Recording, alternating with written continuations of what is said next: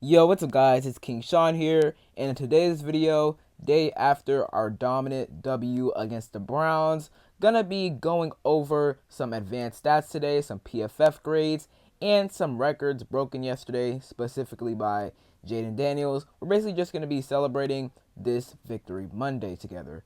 But before we get into the video, make sure you guys leave a like down below, subscribe, turn on notifications. I'm on the road to 4,000 subscribers. If you could, hit that sub button, I'd really appreciate it. And with that out of the way, let's get straight into the video. Feeling good after that dominating win over the Browns yesterday, 34-13. It feels really good to be 4-1, man. It really does. The last time we were 4-1 was 2008. Jason Campbell was our QB. But this, I wasn't even born yet, but man, this feels different, man. It ain't same old Washington, man. It's different. Shout out to the coaches, man. Shout out to DQ. The culture he instilled in here, amazing. The defense is getting better and better. We're going to get to them in a second. The offense was really good yesterday, although they weren't perfect. Okay, we struggled early on. Jim Schwartz's defense definitely got to Jaden Daniels a little bit with the pressures, the blitzes, but as the game went on, he definitely got settled down more, and he made big plays happen, like those big runs and those big passes to Terry McLaurin and De'Ami Brown. So Jaden overall did not have a bad game. We'll get to Jaden in a second. Let's start with PFF grades. Only have 5 here. I don't have access to all of our PFF grades because I'm not paying for PFF. But shout out to Nick Ackridge. He posted it on Twitter. Our top 5 highest graded players from week 5, minimum of 20 snaps.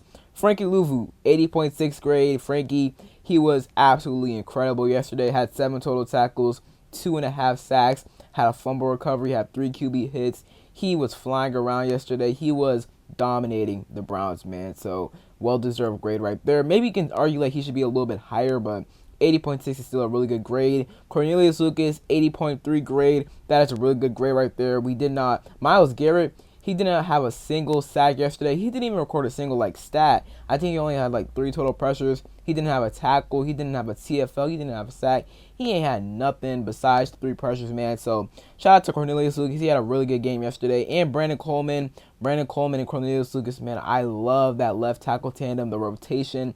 We might have to keep it up. Hey, if it ain't broke, don't fix it. So really like the rotation going on there at left tackle.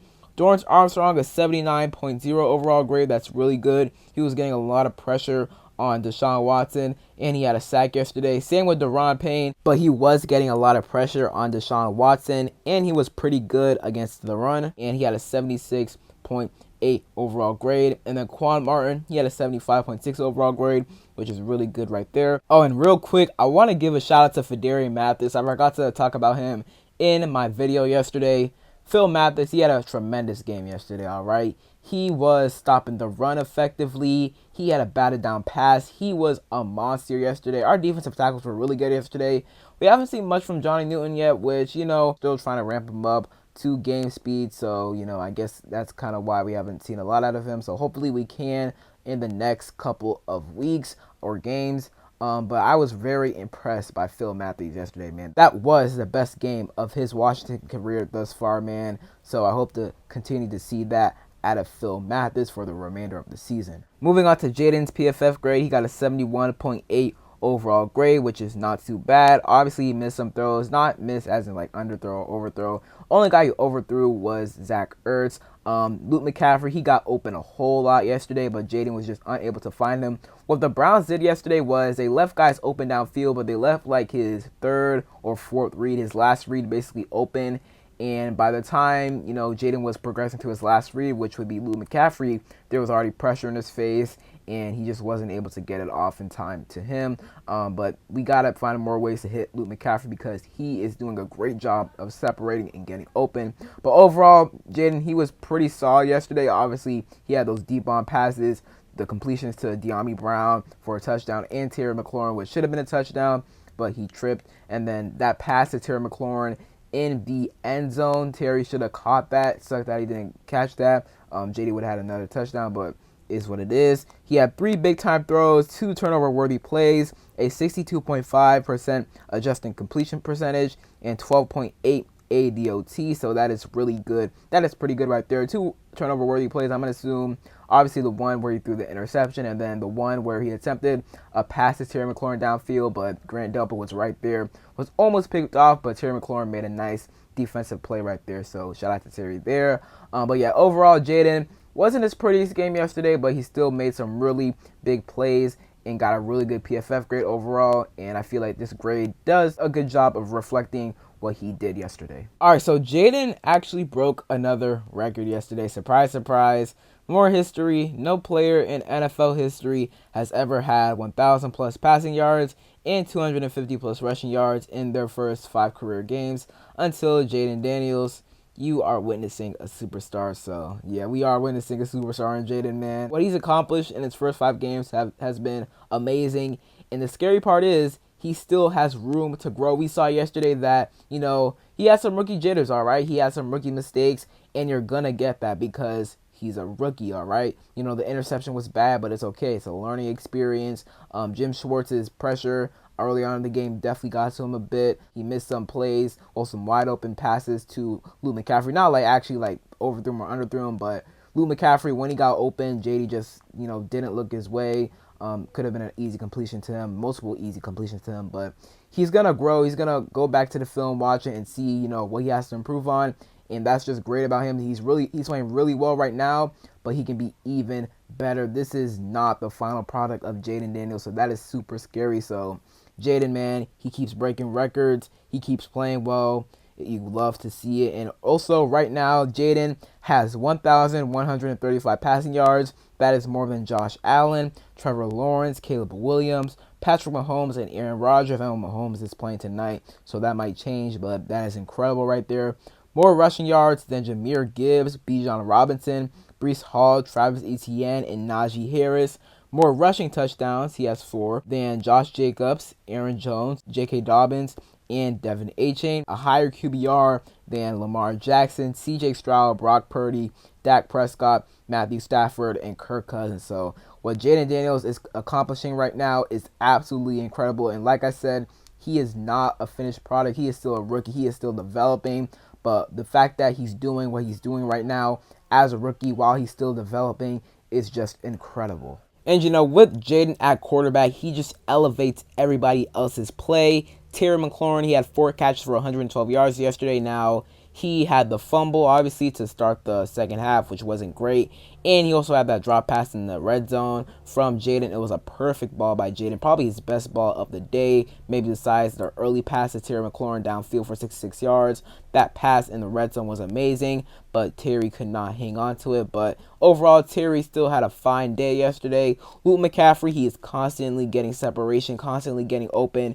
And once he gets more targets, more opportunities, then he can really break out in the game. De'Ami Brown, shout out to Rio Robinson. He actually called it. De'Ami Brown getting a deep bomb touchdown yesterday. So, hey, man, he called it. So, shout out to Rio. Great Commanders YouTuber. Make sure y'all go check out his YouTube channel. But that De'Ami Brown 41-yard touchdown pass from Jaden Daniels was absolutely beautiful down the sideline. De'Ami Brown finished the game with 2 total catches for 57 yards. And obviously, the touchdown. Olamide Zaccheaus, he had a catch as well. So I'm really liking the way, our weapons are working. B-Rob didn't have a monster day on the ground yesterday, but didn't really need him much. Plus, he's just coming off the injury report with a knee injury. But he did have 2 touchdowns yesterday. Austin Eckler had a really nice game, and Jeremy McNichols as well. So we have pretty solid receiving weapons. Not the best, but with Jaden Daniels as quarterback, he just elevates everybody. And then I love our 3-headed monster at the running back position.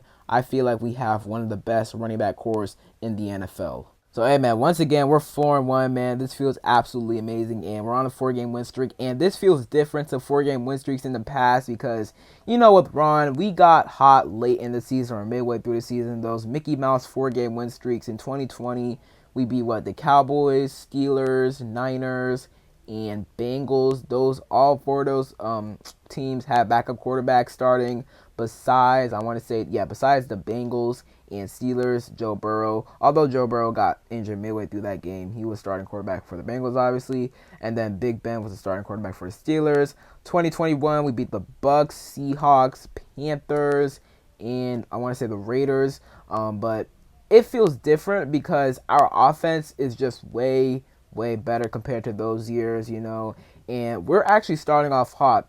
In the prior years we made the playoffs, 2015, 2012, we started off pretty slow. We started the season off pretty slow. In 2012, we started the season off, I want to say 3-6. Same thing in 2015, I want to say.